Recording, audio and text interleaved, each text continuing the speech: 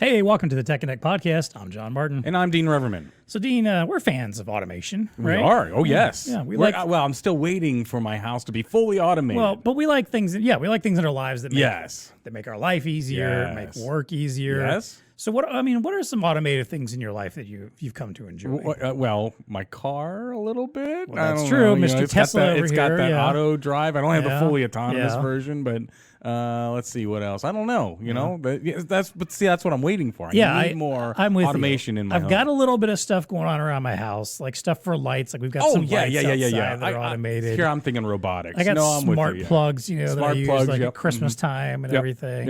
Smart lights. Little bit of stuff around that. Like our alarms, that don't you have a thermostat? Do you have one of those? Yes, I do. That's right. Yeah, I got one of those Nest things. Yeah, so I'm getting there. You're getting there, but it feels like there is a lot more room. I think you're so. right to do a lot more automation. So. Yeah. Well, we've preached automation to our VARs in the past. Yes. In particular to them about adding automation to their own business. Yeah, their tech stack. Not even that, but like just their internal business, right. automating processes. But yes, to your point, we've talked about it with the tech stack as well. So we're going to dive a little further into that today. Maybe revisit some topics we've talked about before about automation and where some opportunities might be for our VARs to sell automation solutions. There you go. Yes. Because there should always be some opportunity. Good money in that. Yeah. Yep. Again, if two guys like us are saying we want to automate more, I promise you there's a lot of people out in a lot of businesses that want to do the same thing. Exactly. Actually, they kind of have to, and I guess we'll get into that too. There you go.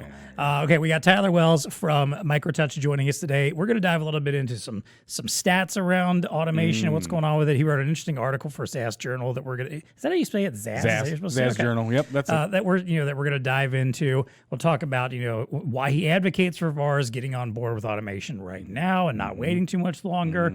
Get into touchscreens, obviously, how they fit into the equation. Of course. MicroTouch excels at. Yep. And we're going to talk a little bit about some specific industries, things that where you probably know that automation belongs, but what it really means, maybe some that you don't. So nice. All right, let's go. That's right. All right, all that plus our usual value to the VAR and what's TEConnecting with us. It's time to plug in and get connected. Welcome to the TEConnect podcast. It's time to get connected.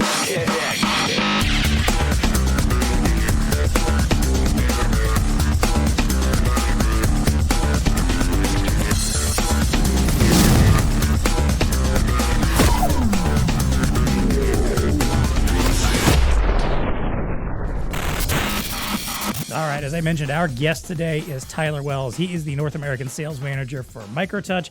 Tyler, thank you so much for joining us on the show today. We appreciate having you. Tell us a little about yourself and what your days are like at MicroTouch. And I'm sorry, but you're going to have to mention a little bit about the wall, too. You told us about that before we got on, so you gotta talk about it, too. Absolutely. Well, I appreciate the opportunity to speak with you guys about automation today. And I'm based in Sheridan, Wyoming, so hence the Go Pokes flag. And we have a lot of outdoors and skiing and everything, but when it gets 30 below like it was over Christmas, you need a little hobby outside. So I just started doodling and figured, hey, if I'm going to be on a podcast, let's shout out MicroTouch. So nice, very nice. On with Sharpies. So yeah. If you're watching, if you don't normally watch the video, go check it out on YouTube just so you can see some of the what he's got going on in the background. Yeah, really well done. Absolutely, it keeps me motivated, and ironically, a lot of our partners are in that same all those same cities, so they like to see a hometown shout out now and then. But nice, there you go. I've been working with BlueStar since my inception into the tech world in about 2012 with a company called Nemo Monitors. I've since graduated and worked for MicroTouch as the North American Sales Manager. And, we really tailor our message into being supported for ISVs and really honing messages for resellers to sell our solutions within the channel and to their end users. They're a significant part of the channel, and they have the relationships with the end users that we strive to have, and keeping both the end users and the resellers happy.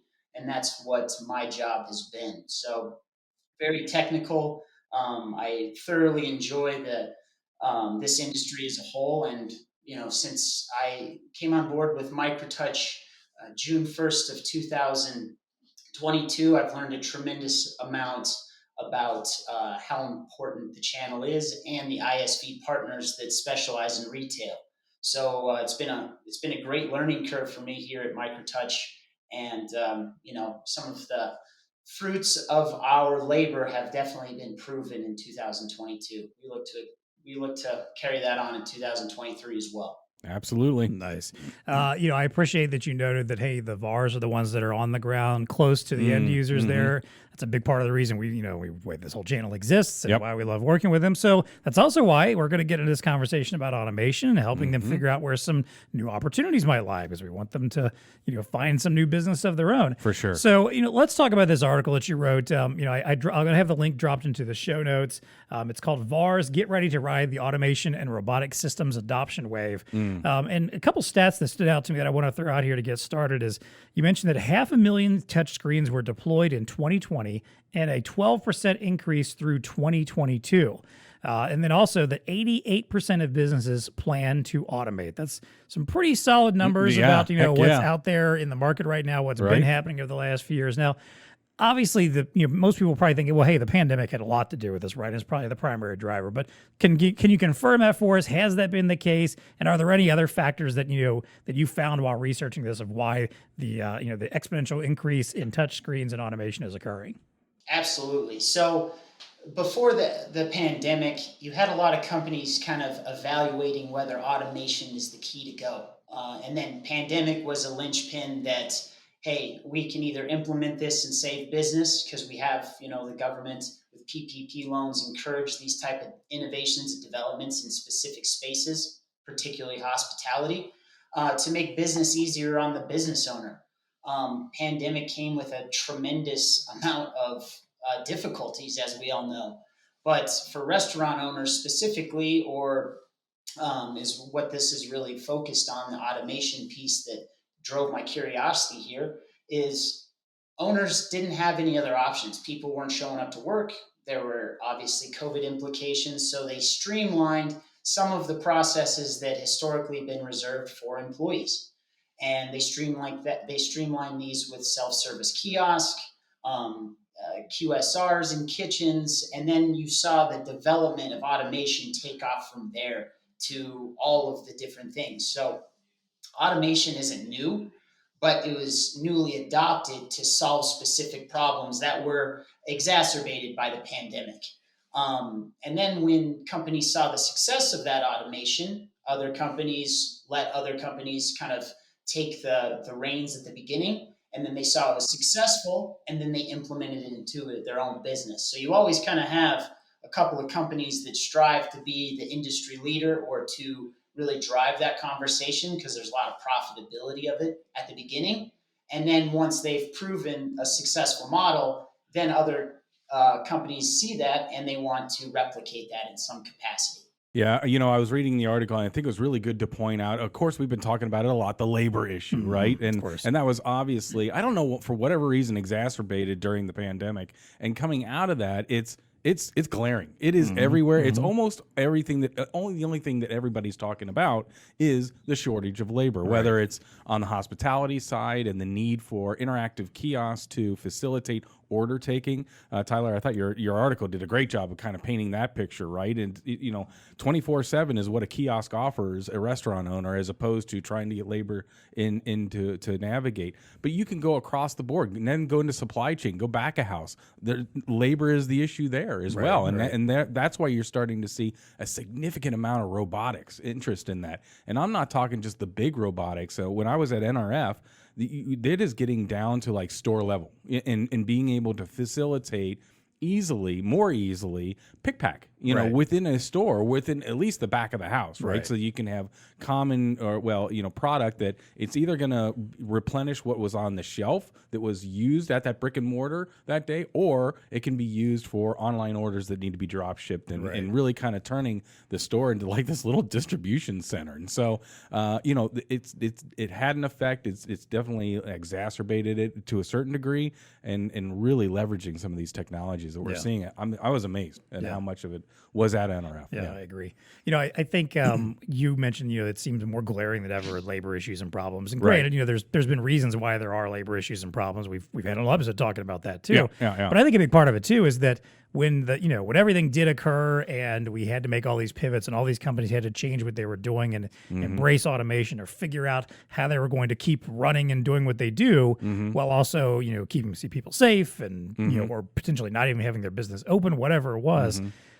There was companies that we saw that were able to do that quickly and easily. They were able to make those pivots, make those shifts. And I think since then, we've noticed those and said, hey, this is what the gold standard should look like. This is what our expectations are now of what can be done. Maybe before that, we just kind of accepted like, all right, things just don't go as fast as we'd like. Things aren't as smooth as we'd like. Right. We don't get our products as quickly as we expect. It's not as easy to pick pack. It's not as easy to do returns. All that kind of stuff. It's not as easy to get our food as quickly. I think we just allowed ourselves to become accustomed to a certain slowness, if you will, to things. And then we discovered, oh, wait a minute, this doesn't have to be like this. Right. It can be better. Yeah. It's unfortunate it took a pandemic to show us that, but we realized that, and now that's the standard. Yeah, so now it's more obvious, I think, when a business can't do any of that. When they are slower, when they can't operate as quickly, when they can't pivot as quickly, when labor issues are a glaring issue. It's probably because, again, we compare it to the companies that are doing it right and go, yeah, you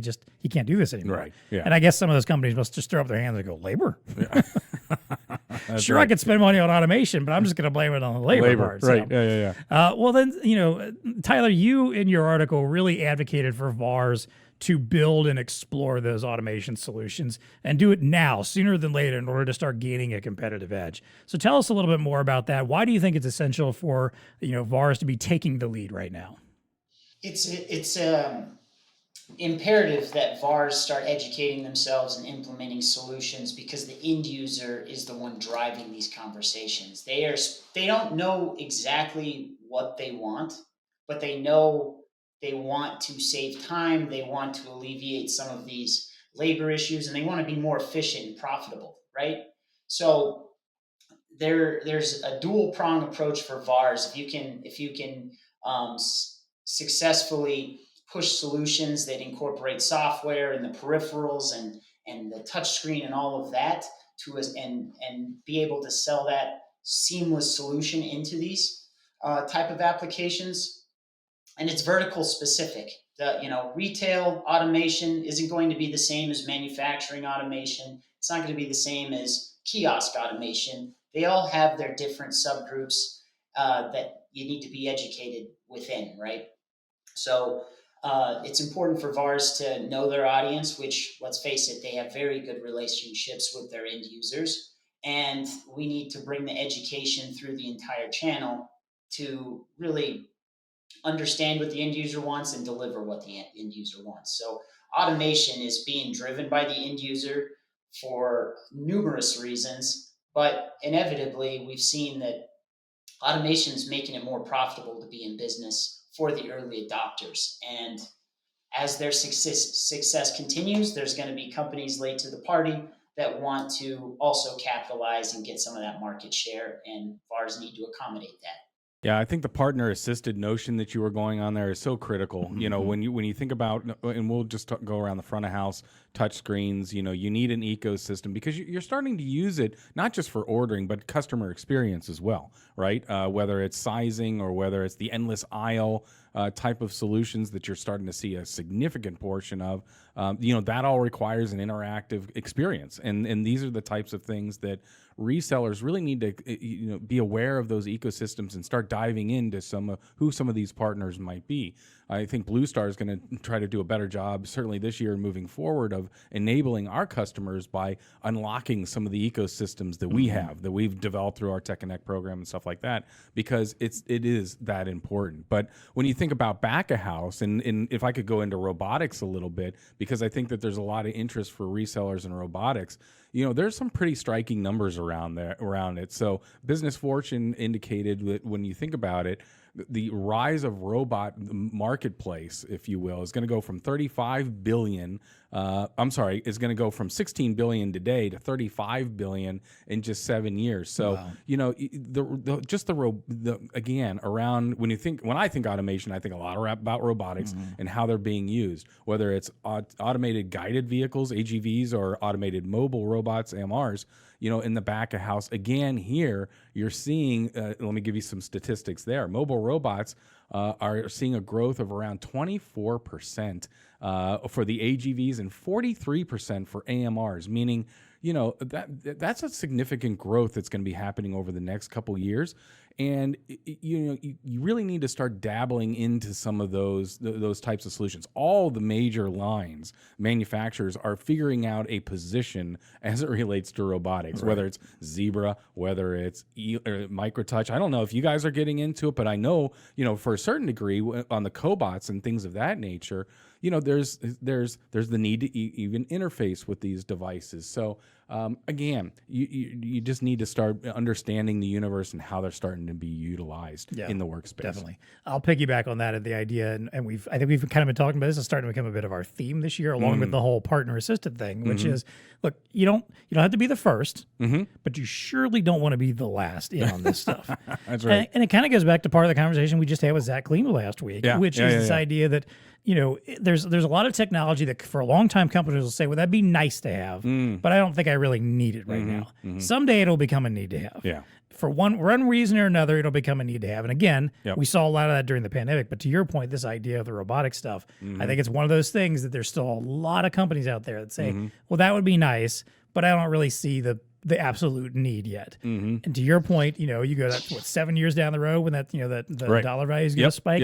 That's when you're probably going to get into the point where a lot more companies are going, okay, I need to have it now. So you need to be the company that's been talking about it for that whole time. For sure. So that when it's that time for them and they finally recognize that there's the need and they finally understand why it's important to their business, they will think about you. Yeah. And they'll say, hey, you know what? I've been talking to, Judy over at, Robotic Systems Incorporated. She's been telling me for years now that I can incorporate robotics into my suite of tools here at my business. I now's the time to do it. I'm going to give her a call because she's the one person I know of that knows what's going on there. So again, don't be last about this stuff. It's fine if you're not on the cutting edge right now, but at least be the person having the conversations, because again, you're going to get a lot of pushback probably. So a lot of your customers that might be like, I don't know about this yet. That's fine. At least, set yourself up as the expert. Yeah, you got to get early in on it to see who are the people that are going to start rising to the top and being the ones that differentiate themselves. The more, it's still a relationship type business too. So the more that you get to know the people within those ecosystems, the better off you're going to be as well. I mean, I think we're all sold on the automation part. Right. It's just now the tools and how it's going to manifest itself moving forward. Yeah, for sure. Exactly. Yeah. Well, you referenced, some touchscreen interface type stuff, whatever, especially on the robotics side. Yeah. So Tyler, let's get into that. Let's talk about touchscreens. Where do those fit into the automation conversation? How do we include that into this big picture that we're talking about here? Absolutely. So, you guys bring up some valid points, and robotics automation is, let's just take that vertical, for example, and how touchscreens, you have assembly lines, and they require stop, go type applications for the assembly line workers. That's easy. Everyone knows how to use a touchscreen pretty well, right? So it can make the user interface for some of these production lines much, much more efficient. And at the same time, the greatest thing as an employer implementing one of these automated solutions is the statistics that these systems bring up.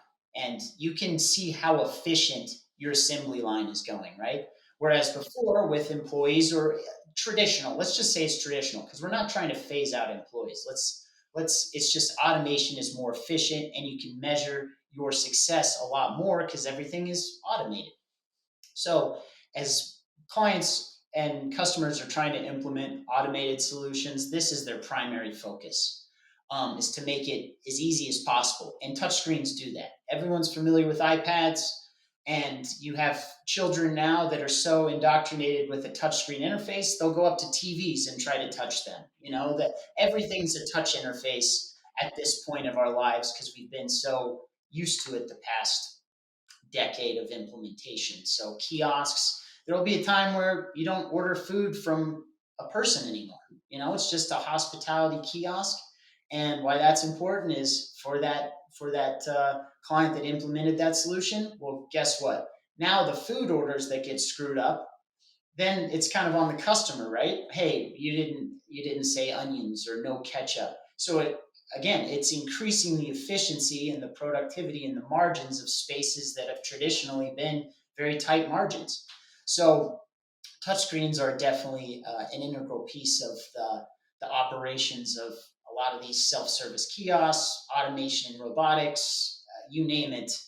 There's some sort of touchscreen affiliated with being 2 inches to 100 inches. There's all sorts of different applications that appeal to automation and touchscreens. Yeah, I mean, we talked about it before, some, use cases of touchscreen, and it's becoming ubiquitous, right? I mean, I love the fails when you see the little kid walk up to a screen. Think, Yep. it's Yep. think on it. My It's not son did doing it. Like, anything, right? he went It's there like, trying to on Disney, No, that's Disney not Plus, doing it. like trying to why can't I? Right, like, that's why the can't show I do want to it? watch. Why can't I tap that? Yeah. But I love the hidden markets because, our VARs are so, they understand retail, they understand hospitality and some of the use cases there. But when you think healthcare and what's happening back of house, to use air quotes, in healthcare, you have doctors and nurses that are now being presented with more and more information, more and more windows that they have to navigate through, and having touchscreen technology to help facilitate that is absolutely where they want to be. They want to be able to drag and drop, x-rays over here and things of that nature. So that could untap,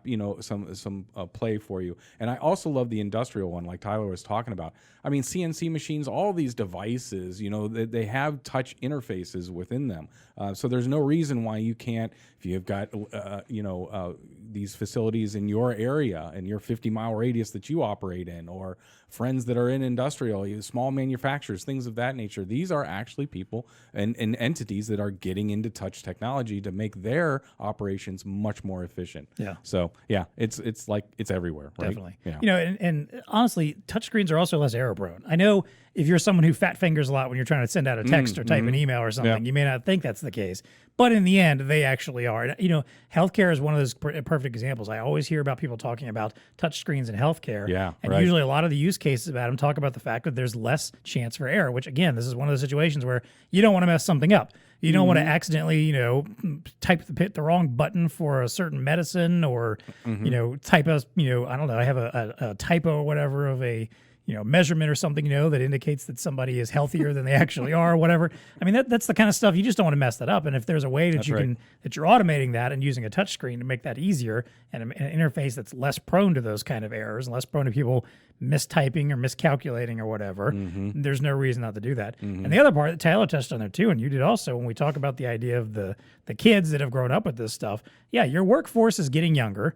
There's more and more people that are moving out of these, especially these industrial jobs. Younger people are coming in. They've grown up with these things in their hands. The expectation is that they're expecting to use them everywhere the rest of their life. Can you imagine if you sat a 20-year-old down right now, in an industrial setting, and put them in front of a giant board filled with knobs and switches and buttons and doohickeys everywhere, and said, "All right, this is what you're going to use to control what's going on the factory floor." Yeah, They even probably steel just mills, look at I you like, think. "What? Yeah. Right, What are you right. talking about? Yeah. This is insane." Yeah, Like, yeah. Like, my phone has more compute power than this thing does. What's going on here? So I think that's a valid point. Yeah. Well, then, Tyler, let's dive a little further into the industry part. We've already kind of touched a little bit on like healthcare and warehouse distribution, industrial, and you mentioned those in your article in particular. But are there any use cases we've missed in those areas, or any other industries where you think that there's really good opportunities for automation that we're just not really thinking about right now? Absolutely. Every industry that we've evaluated is adopting automation in some form or factor. I mean, it's obvious. It's making our lives easier. Hey, I don't have to go into Walmart anymore. I can automate the entire process from my phone. So I can save 30 minutes by going to the grocery, just loading them up in my truck. That's a form of automation. We're making the whole process easier. And Walmart loves the data because they know what you're gonna buy the next time, typically, right? So there's that automation from just a day-to-day standpoint. Healthcare is very, very it's curious to me, because while you see the need for automation in healthcare, especially now, our population's getting older and we don't have as many nurses and doctors going into the profession, so we're kind of at a conundrum. So they're really relying on robotics for customer service, which traditionally has not been good in in hospital and medical type situations. Obviously, no one wants to go to the hospital, but if you go there and your customer and it's a bad customer experience, then you really have a problem. And that's where automation is also solving issues. You mentioned, hitting the wrong buttons. Well, this is important because as they're hitting in prescriptions, a big failure point of doctors in the past was having scribbly handwriting, and as a result, getting the wrong prescription, and as a result, very dire consequences. So eliminating those type of inefficiencies and things that have catastrophic is exactly what healthcare solutions should be doing. But they also should be focusing on the operation of the healthcare establishment, catering to the doctors and the nurses that are constantly attending to the people in these establishments, and as well as the customer service aspect. Hospitals get paid based on their reputation, and they specialize in these different fields. They really need to bump up their customer service and really strive for the best way to take care of these patrons needing healthcare services, and they have to rely on technology to help assist with that. There's no eliminating the person or the human interface of healthcare, because that's your degree of confidence, right? You're more confident as someone telling you the situation or giving you that news as opposed to a doctor giving you an iPad saying, hey, this is what's wrong. So there's aspects automation definitely help from the operations side and the customer service side, but it can't be relied on wholeheartedly at the moment because of these inefficiencies. It's still a work in progress. And in healthcare specifically, whether you're doing security or just the overall health of the people in healthcare that needs these things, you need to make sure that they're deployed correctly and they have all of the certifications to go in these type of establishments. And you better have all of those knocked off the list before trying to enter haphazardly. Because again, the consequences of not being educated and entering some of these markets can be dire. So not to paint like a doom and gloom type picture, but it's very important as we go into financial or healthcare automation that due to the security of what they're trying to protect, people's information, financial information, healthcare records and stuff like that, it's important to really know and really drive a solution that's proven. Yeah, I mean, and we've talked about it, keeping it on the healthcare side, the need for automation there. I don't know, when do you think you're going to get comfortable enough that a little robot rolls up to you and says, here is your problem? That's my robot voice there.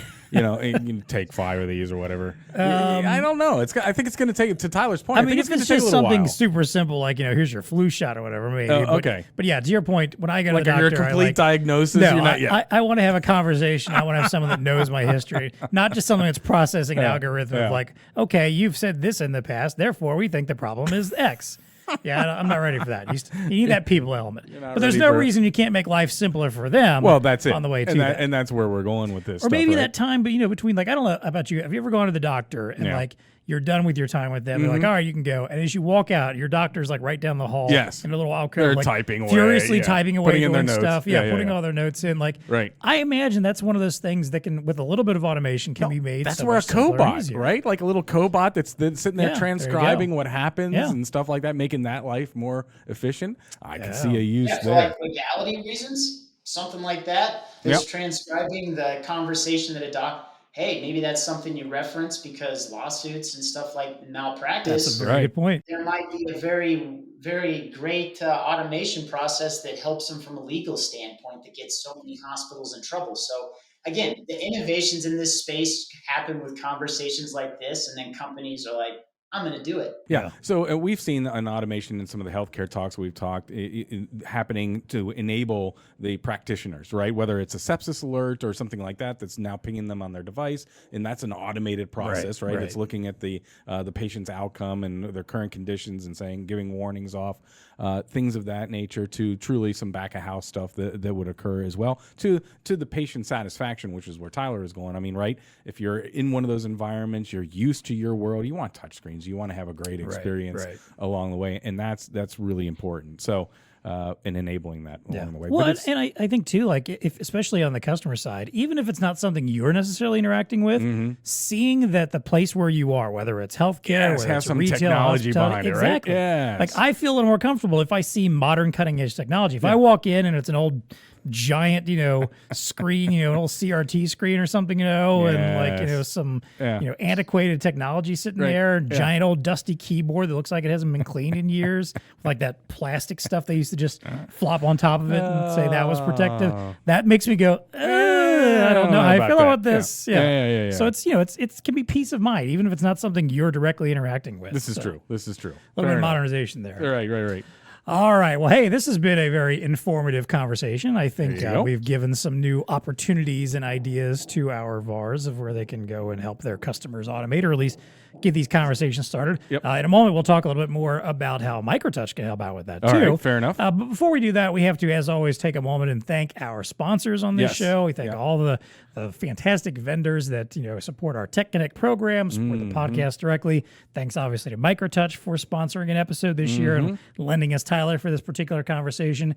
But hey, we also want to know what you, the wonderful viewer/listener, thinks of our show. I implore this every single episode, and every time between episodes, I just sit and wait and go, Somebody needs waiting for a review. I'm waiting for a comment, something, anything. So drop us a line. Yeah, drop us a line. If you're watching on YouTube, hit the like button for this episode. Put a comment below. It doesn't matter what it is. Just give us a comment so I know that I just want to know you're out there. Right. Subscribe to our channel. You're not going to want to miss our future episodes. A lot of other great content we're putting on YouTube with BlueStar. You want to make sure you're going to be there to see all of that. Hey, if you listen on a, just an audio format, especially if it's like iTunes, leave us a 5-star rating and review. I guess Apple Podcasts now, technically, but it's in the iTunes system, whatever. Yeah. Anyway, leave us a rating and review. We want to hear from you. And then more importantly, even more than that, is what do you want to hear about on the show? Yes, right? Well, who do you want us to talk to? What do you want us to discuss? What industry should we be Do we need a into? deeper dive into touch technology? Exactly. Do we need deeper dives into automation? Yeah. We don't know that unless you tell us. We're happy to come up with random ideas, and our vendors tell us things they want to talk about, but if you don't tell us what you want to hear about, we can't make this show perfect for you. So there's always a link in the show notes where you can drop us a suggestion for a topic. Click there, just leave us a quick little note of like, hey, I'd like to hear about this, or hey, I think it'd be cool if you talk to so-and-so, or great if you do a little deeper dive into this particular technology, or what do you think about this article? Any of that stuff, send it to us. Just for doing so, we will send you a TEConnect podcast t-shirt. There you go. Even if we don't use it, even if it's something we covered 3 years ago, man, it has been that long already, hasn't it? Yeah, right. 3 years ago, and I say, no, hey, go back and check out this episode. I'll tell you everything you know. We'll still send you that t-shirt. So please and send maybe those Tyler ideas. will throw in a 75-inch touch monitor. I'm not holding him accountable that one. So. 65 is where we. Oh, there it is, 65-inch touch monitor. We'll negotiate a 65. That'll get the suggestions coming in. There you go. Oh man, I can just see now. Here's where you can send my monitor. Yes, exactly. But hey, if it gets us some flag on it, I hope you don't mind. There you go. If it gets us some suggestions, I don't care. They can be angry. But on we the care. backside. Yeah, exactly. It's MicroTouch's issue to figure it out. Yeah. There you go. And as always, if you want to communicate with us, you can always email us at TEConnect@BlueStarInc.com or find us on Twitter at TEConnectPod. All right, let's wrap things up here, as always. First of all, with our value to the VAR. Yep. So, we're talking about this idea of where all these opportunities lie. But now, once our VARs get out there, like, all right, I want to start exploring automation with my customers. I want to start having these conversations, ready or not, or maybe some of them are getting there but don't quite know what to do. Well, how does partnering up with, folks like with MicroTouch and with us, for that matter too, how's that going to help them win this business when they start having those conversations? Absolutely. So MicroTouch understands the mission of resellers first and foremost, and education is key. When it comes to a reseller and MicroTouch in specific, sure, we manufacture 7 to 65-inch touch solutions, and we can always lead with that with these resellers, but the assurance that MicroTouch specifically comes to those conversations with is the following. Hey, we've worked really hard the past year to make sure that a bunch of the peripheral printer companies, RFID, cash drawers, all of the peripherals that fit in the retail solution, we've proactively gone out and made partnerships and certified our product with their product. So we can confidently say, hey, resellers, if you're going into a retail, here are the line of printers that work. And oh, by the way, if you're looking for some pole mounts, these are the manufacturers that we work with. Are you looking for your own kiosk? We've certified with all of these partners to remove some of the legwork that really inhibits some resellers from testing out new markets or selling into new markets. They tend to gravitate towards what they know. And I don't blame them. If it's a proven solution, why wouldn't you keep selling that? And that's what we try to help influence with the resellers. So how MicroTouch achieves this is we set up lunch and learns, or we set up webinars on how they can learn. And if they have specific questions about ISVs, we can give them a certified list of the ISVs we work with, make those introductions, and kind of polish off that final solution, with hardware being the centric part for us. And then the secondary part is the software, which, again, we've gone to great lengths to certify. So when we go to these resellers, we say, hey, we know for a fact this is certification. And if you need the customer support or anything really tailored towards a specific opportunity, we have the resources to do that. So, and our partners appreciate that, and the VARs appreciate that. So it's a really a trifecta type working environment, because we're just educating and making sure that we're all compatible before going into a situation that's not vetted, and then dealing with the issues of not being compatible, or that we've all been there, and we look to avoid that at all costs. So customer service and tailoring solutions to these specific verticals, in this instance automation, is really important message for us to send to the VARs and show them how to do it. Automation is one of those things that takes a partner ecosystem, right? And so the way we layer on top of everything that Tyler just said there is through our TEConnect program, the channel's best ecosystem. And then in-a-box solutions, we're actually developing some with MicroTouch right now and Intel. These are holistic solutions, right? They're great door openers. And whether it's through automation, in obviously, as we've talked about here, automation manifests itself in so many different ways, from kiosks to whatever it may be. But, coming up with actual solutions, which is what we try to do within a box, that again are those door openers to walk in. So I think that's through those collaborative efforts, like what we're having with MicroTouch and BlueStar and the ISVs that Tyler was mentioning. That's how you get it done, right? Yeah. You hit the nail on the head there. Both of you did. That's the idea that, hey, this isn't a situation where an automation solution is not one where just selling a piece of hardware is going to get it done. That's right. Yeah, it's not one where just selling the software is going to get it done. That's right. It's not one where just selling a service is going to get it done. It's got to be all combined. Yeah. And to Tyler's point, if you're working with partners like BlueStar, like MicroTouch, we're going to help you with the training. We're going to help you with the understanding. We're going to help you with introducing to all the partners that can, help you get to this solution point. Again, it's that ecosystem. It's I feel like this is going to be an overarching theme for us this year, is this idea of, look, we all got to come together. No VAR is an island. Nothing. You can't just sell one thing to solve somebody's problem. It's going to be a lot of stuff, and it's going to require several different people helping you work on this. Absolutely. Yeah, for sure. Yeah. Yep. Awesome. All right. Well, hey, let's wrap up as always with our favorite segment each week. What's TEConnecting with you? Yes. This is where we get to chat about something in the world of science, tech, innovation, business, just something we feel like chatting about, something caught our eye, something that's exciting us, or something that's terrifying us. You never know. So, Tyler, I'll let you start. What's TEConnecting with you right now?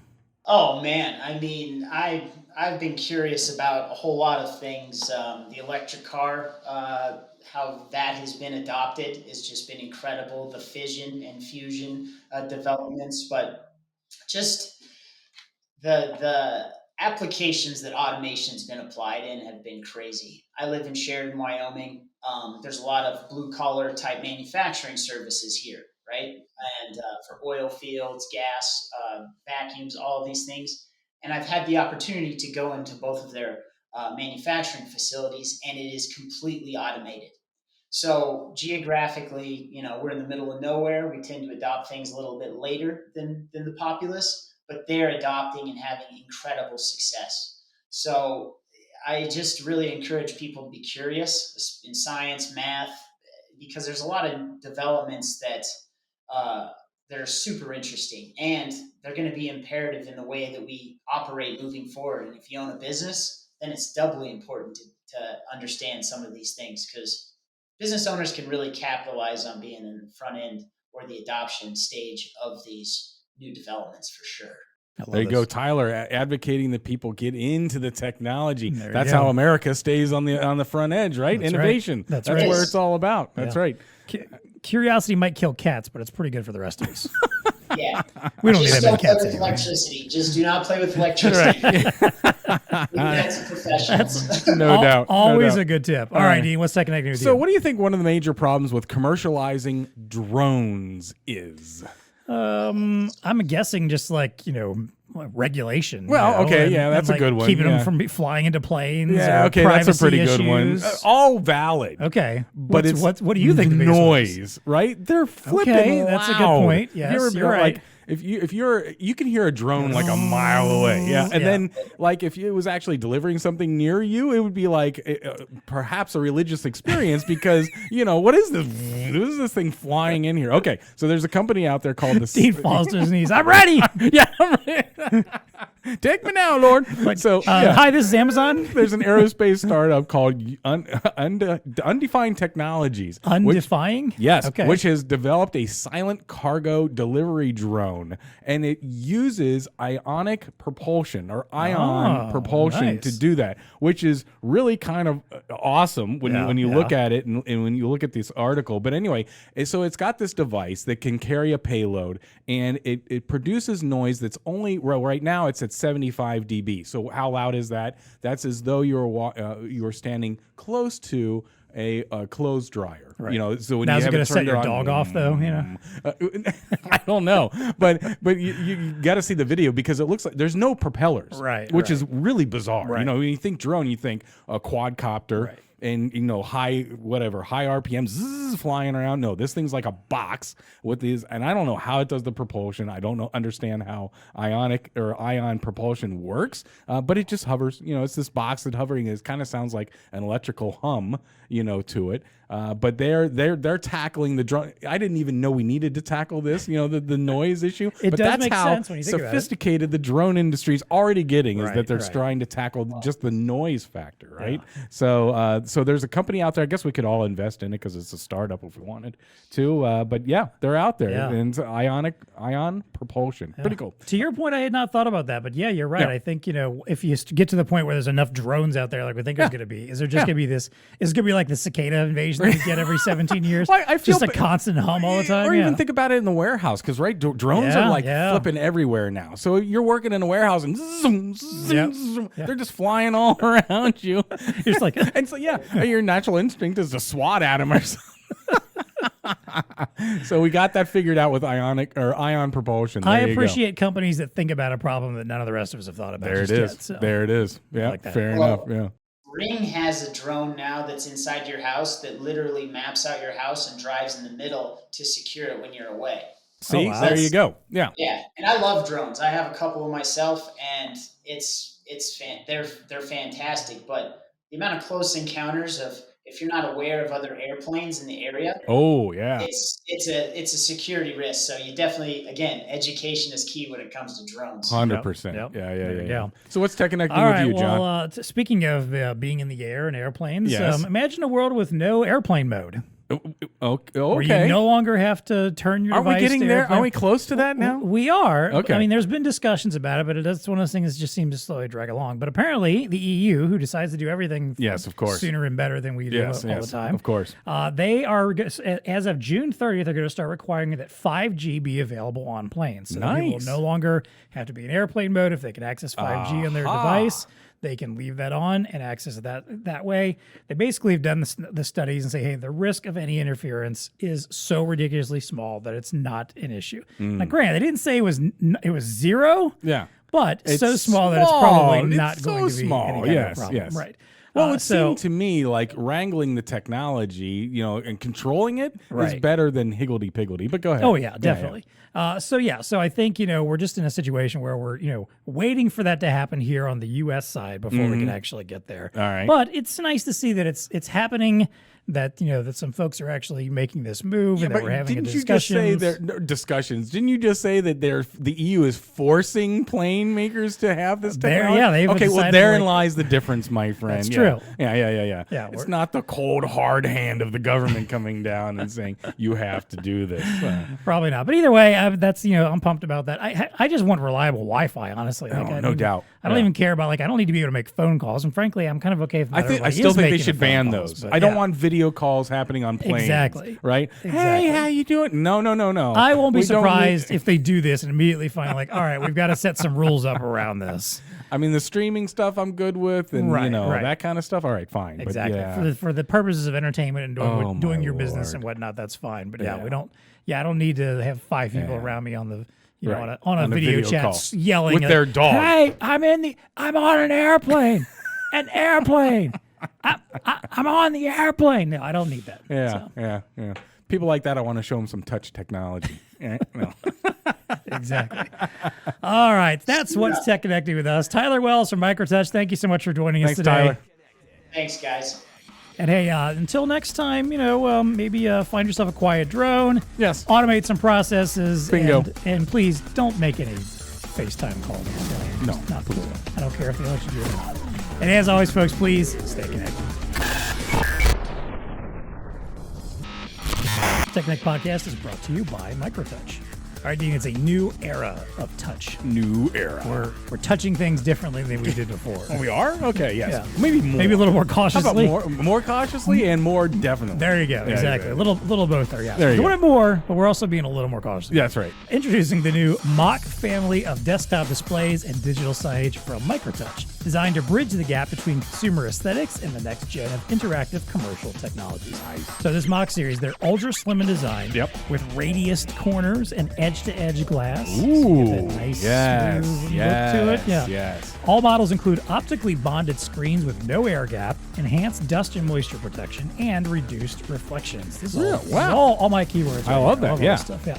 Etched anti-glare technology makes them more consistent, durable, and scratch-resistant, and the 8-bit panel produces better colors, over 15 million more than standard 6-bit panels. Holy moly. Colors What you've a probably palette. never even seen or experienced in your life. Yes, unless you looked at a rainbow, maybe? I don't know. Whatever. By the way, speaking of which, I read some random article the other day about the color maroon being something we only create in our heads. It doesn't really exist. Oh, great. I don't know. I didn't read any further than that, but might be. I bet you the Mach series could do it. That's right. The Mach series actually can make it. Yeah.